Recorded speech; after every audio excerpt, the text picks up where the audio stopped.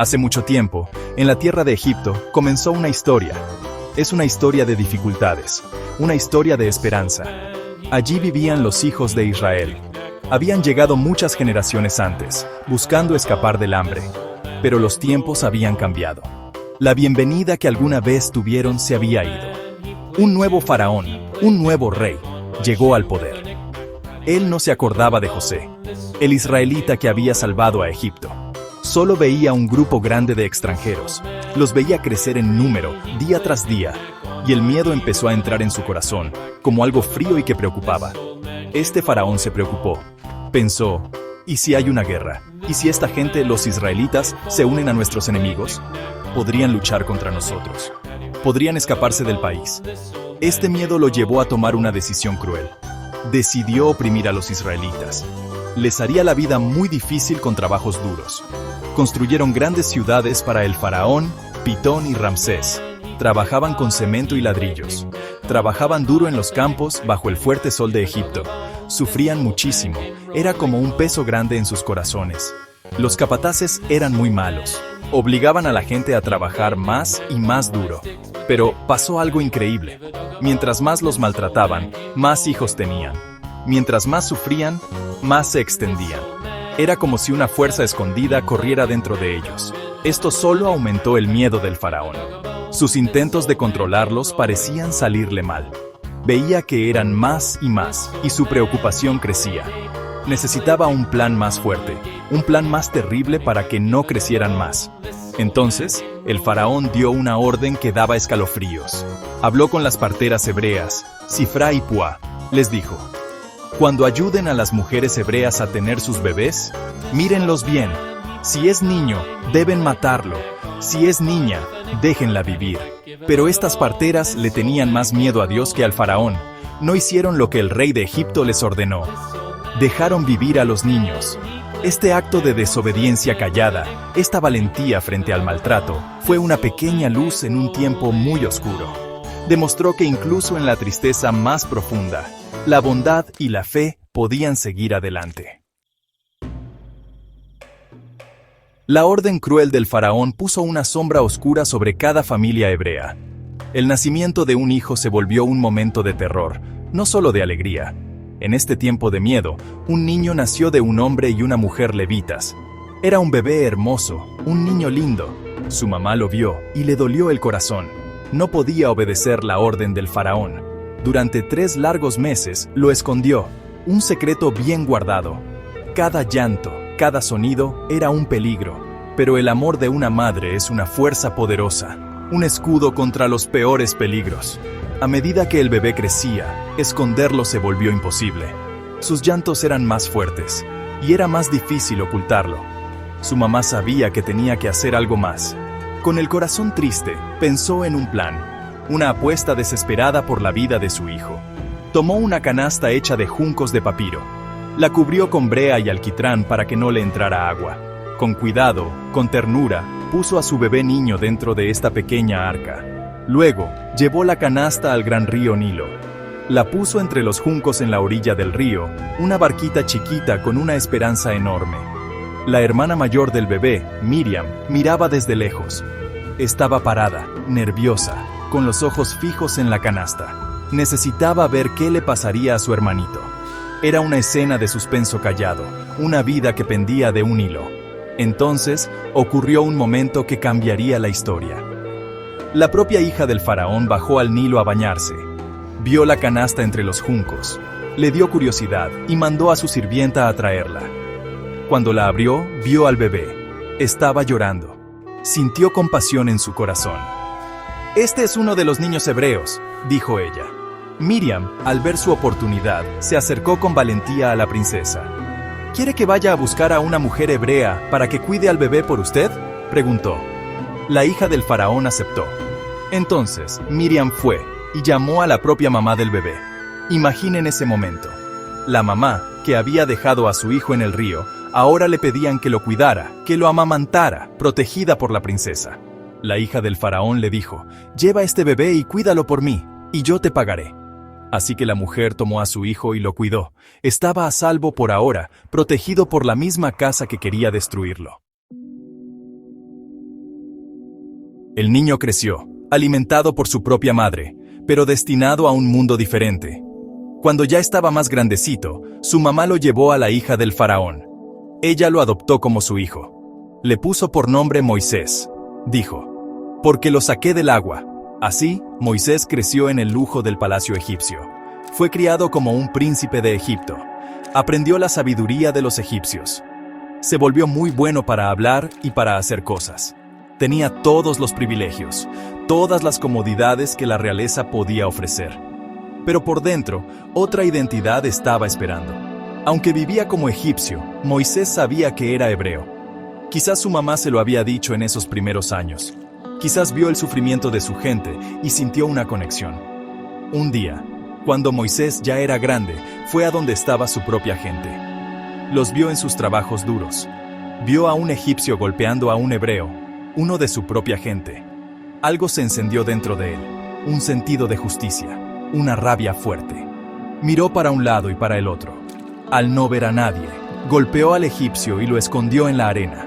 Al día siguiente, Moisés salió otra vez. Esta vez vio a 2 hebreos peleando. Trató de meterse. Le preguntó al que estaba haciendo mal, ¿por qué le estás pegando a tu compañero hebreo?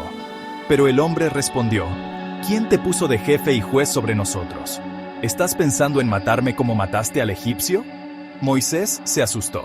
Pensó, lo que hice ya se debe saber. Su secreto se había descubierto. Y pronto el faraón se enteró de esto. Buscó matar a Moisés. El príncipe que había actuado para defender a su gente ahora era un fugitivo. Con miedo por su vida, Moisés huyó del faraón. Escapó de Egipto, dejando atrás el palacio, el poder y el peligro. Viajó muy lejos hasta que llegó a la tierra de Madián. Allí, cansado de su viaje, se sentó junto a un pozo. Era un lugar de descanso, un lugar para empezar de nuevo. Había cambiado los lujos de un príncipe por la duda del exilio.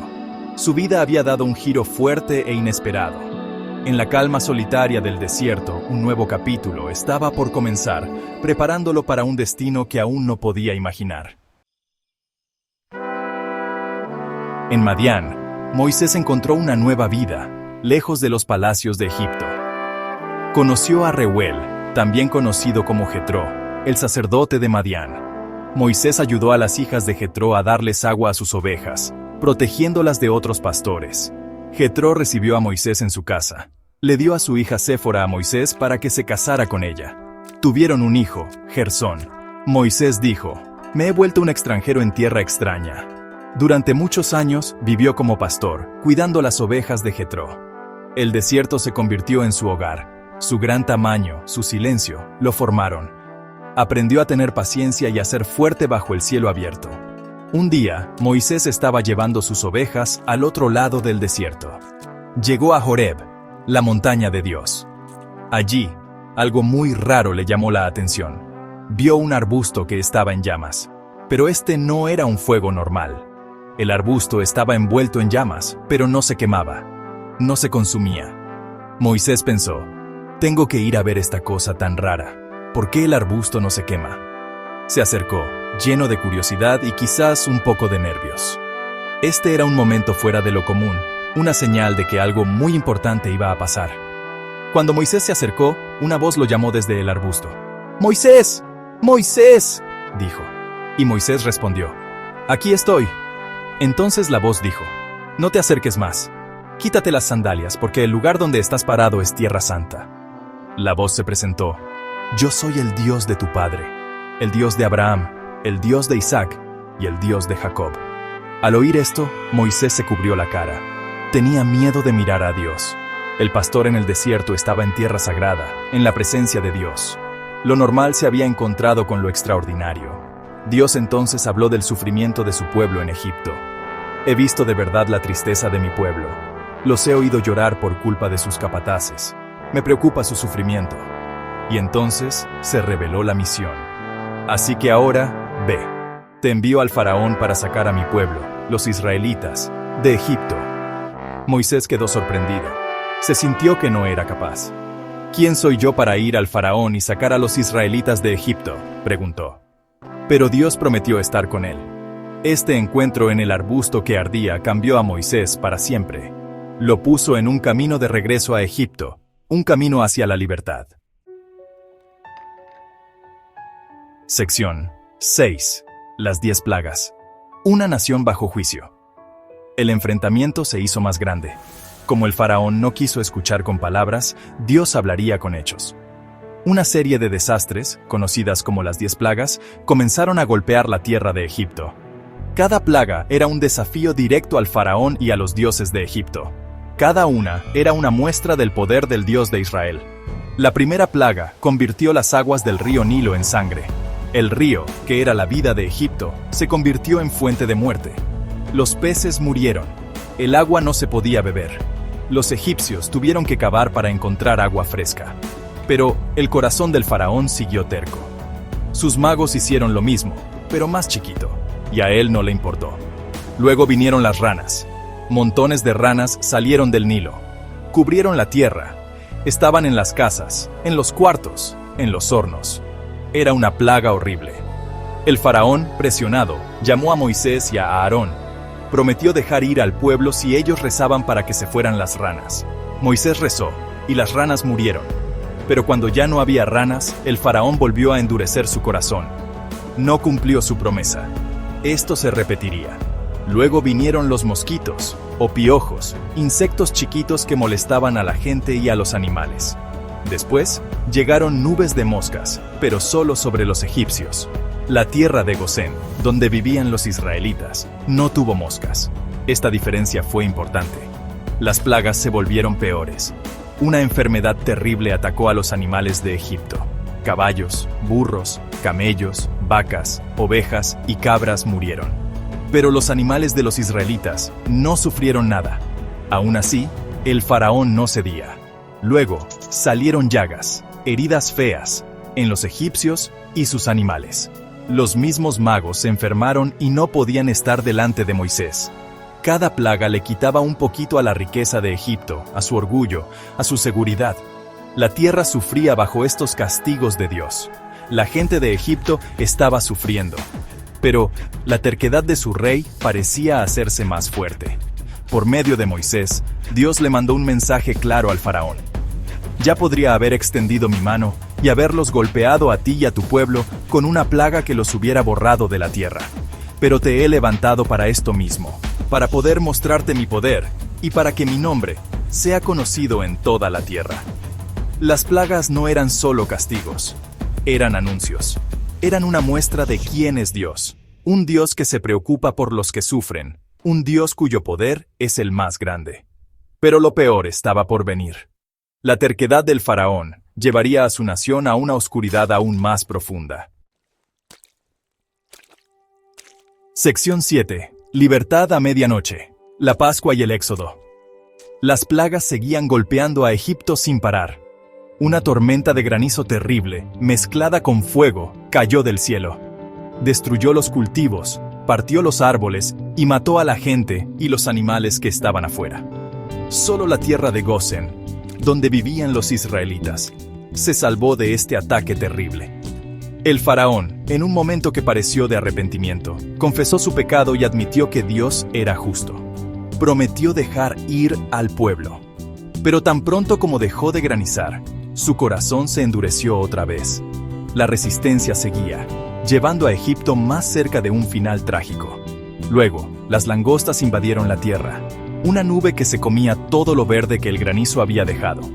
Los campos de Egipto, que antes daban mucha comida, quedaron secos. Entonces llegó la oscuridad, una oscuridad espesa, que se podía sentir, y que duró 3 días. Los egipcios no podían verse unos a otros, nadie salió de su lugar. Pero había luz en las casas de los israelitas. Esta oscuridad tan profunda era un símbolo fuerte, un aviso de la última plaga, la más terrible. El faraón, furioso y desesperado, amenazó a Moisés con matarlo si volvía a verlo. El enfrentamiento había llegado a su punto más alto. Un último golpe terrible estaba por caer. Dios le dijo a Moisés que preparara a los israelitas para este último castigo. Sería la muerte de todo primer hijo varón en Egipto, desde el primer hijo del faraón en su trono hasta el primer hijo de la esclava en su molino, e incluso el primer hijo de todos los animales. Para escapar de esto, Los israelitas recibieron instrucciones especiales. Cada familia debía tomar un cordero macho de 1 año, sin ningún defecto. Debían matarlo al anochecer. Debían tomar un poco de su sangre y ponerla en los lados y arriba de los marcos de las puertas de sus casas. Esta sangre sería una señal. Cuando Dios pasara por Egipto para matar a los primeros hijos, vería la sangre y pasaría de largo por esas casas. Esa noche, los israelitas comieron el cordero asado con pan sin levadura y hierbas amargas, vestidos y listos para irse. Esta comida fue la primera Pascua. A la medianoche, un gran grito se escuchó por todo Egipto. El Señor mató a todos los primeros hijos. No había una casa entre los egipcios donde alguien no estuviera muerto. El faraón, finalmente rendido, llamó a Moisés y a Aarón. «Arriba, dejen a mi pueblo, ustedes y los israelitas», ordenó. «Vayan, adoren al Señor como han pedido». Los egipcios apuraron a los israelitas para que se fueran rápido, dándoles regalos de plata, oro y ropa. Después de siglos de esclavitud, los israelitas salieron de Egipto, muchísima gente liberada por la mano poderosa de Dios. Sección 8. Milagro en el mar. Un camino a través de las aguas. El momento tan esperado había llegado. Los israelitas eran libres. Viajaron desde Ramsés hasta Sucot, un grupo muy grande de hombres, mujeres y niños, junto con sus animales. Llevaban la masa sin levadura que habían preparado, porque no hubo tiempo de ponerle levadura. Estaban dejando atrás Egipto, la tierra de su sufrimiento. Dios no los llevó por el camino directo a través del país de los filisteos, aunque ese era más corto. Sabía que podrían encontrar guerra y sentirse tentados a volver a Egipto. En cambio, los guió por el camino del desierto hacia el Mar Rojo. Una columna de nube los guiaba de día, y una columna de fuego les daba luz de noche. Pero el cambio de opinión del faraón duró poco. Una vez que los israelitas se fueron, él y sus oficiales lo pensaron mejor. «¿Qué hemos hecho?», se quejaron. «Hemos dejado ir a los israelitas y hemos perdido sus servicios». El arrepentimiento se convirtió en rabia. El faraón reunió a su ejército, sus carros, sus jinetes, toda la fuerza de Egipto. Persiguió a los israelitas, alcanzándolos mientras acampaban junto al Mar Rojo, cerca de Pi-Hahirot. Cuando los israelitas miraron, vieron al ejército egipcio marchando detrás de ellos. El terror se apoderó de sus corazones. Estaban atrapados, el mar delante de ellos, el enemigo detrás. En su miedo, la gente le gritó a Moisés: «¿Fue porque no había tumbas en Egipto que nos trajiste al desierto a morir?». Se desesperaron. «Hubiera sido mejor para nosotros servir a los egipcios que morir en el desierto». Pero Moisés los animó. «No tengan miedo», dijo él. «Manténganse firmes y verán la salvación que el Señor les traerá hoy. A los egipcios que ven hoy, no los volverán a ver nunca más. El Señor peleará por ustedes. Solo necesitan quedarse quietos». Era un llamado a tener fe frente a un peligro muy grande, una promesa de que Dios iba a ayudar. Entonces, el Señor le dijo a Moisés que levantara su bastón y extendiera su mano sobre el mar para dividir las aguas. Mientras Moisés lo hacía, un fuerte viento del este sopló toda la noche, convirtiendo el mar en tierra seca. Las aguas se dividieron. Los israelitas cruzaron el mar por tierra seca, con una pared de agua a su derecha y a su izquierda. Fue un milagro increíble, un camino seguro donde parecía que no había ninguno. El ejército egipcio, en sus carros y caballos, los persiguió hasta la mitad del mar. Pero su avance tuvo problemas. Las ruedas de sus carros se atascaron. Entonces, cuando el último israelita llegó al otro lado, Dios le ordenó a Moisés que extendiera su mano otra vez. Las aguas volvieron, cubriendo los carros, los jinetes y todo el ejército del faraón. Ninguno de ellos sobrevivió. Israel vio el gran poder que el Señor había mostrado contra Egipto, y la gente temió al Señor y confió en él y en Moisés, su sirviente. Sección 9. La montaña de la ley, un pacto hecho en medio de truenos. Después del cruce milagroso del Mar Rojo, los israelitas siguieron su viaje hacia el desierto de Shur. Su camino no fue fácil. Sintieron sed y hambre. Se quejaron y dudaron. Pero Dios les dio lo que necesitaban, enviando maná del cielo y agua de una roca. Después de 3 meses de viaje, llegaron al pie del monte Sinaí, una montaña alta y grande en medio del desierto. Aquí, en esta montaña sagrada, Dios haría un pacto con su pueblo recién liberado. Les daría una ley, una guía de cómo vivir como su nación elegida. Moisés subió la montaña para encontrarse con Dios. El Señor lo llamó desde la montaña, diciendo: «Esto es lo que vas a decir a la casa de Jacob y contarle al pueblo de Israel. Ustedes mismos han visto lo que le hice a Egipto y cómo los traje sobre alas de águila y los acerqué a mí. Ahora, si me obedecen completamente y cumplen mi pacto, entonces, de todas las naciones, ustedes serán mi tesoro más preciado». La gente, cuando escuchó estas palabras, respondió al mismo tiempo: «Haremos todo lo que el Señor ha dicho». Se prepararon para un encuentro con Dios, purificándose durante 3 días. En la mañana del tercer día, hubo truenos y relámpagos. Una nube espesa cubrió la montaña. Sonó un trompetazo muy fuerte. Todos en el campamento temblaron. El monte Sinaí estaba cubierto de humo porque el Señor bajó sobre él en fuego. El humo subía como el humo de un horno. Toda la montaña temblaba con fuerza. El sonido de la trompeta se hacía más y más fuerte. Entonces Moisés habló, y la voz de Dios le respondió. Fue un momento de un poder increíble, una muestra de la grandeza de Dios que llenó a la gente de miedo y respeto. Dios estaba presente entre ellos.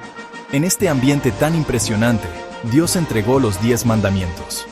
Estos eran principios básicos para su relación con Él y entre ellos. Hablaban de serle fiel a Dios, prohibiendo adorar ídolos y usar mal su nombre. Destacaban el descanso en el día sábado, honrar a los padres y respetar la vida, el matrimonio, las cosas de los demás y la verdad. Estas leyes no eran solo reglas, eran la base de una sociedad buena y justa. Eran un regalo, un modelo para una vida santa y en comunidad.